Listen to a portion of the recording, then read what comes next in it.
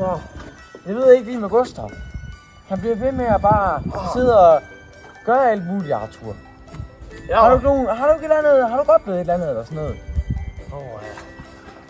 Jeg må lige tænke en gang. Nu er det sgu mange år siden jeg var ung, for jeg er taler. Ja.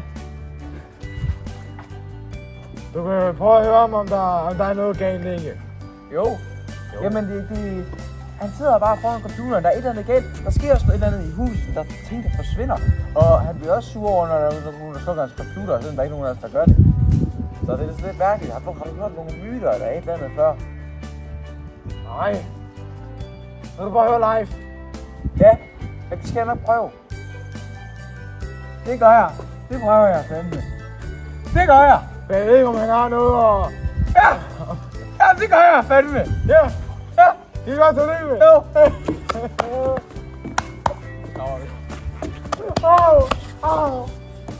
Hvad satan? Undskyld, Arthur. Glædelig jul! Tak alligevel, de gamle!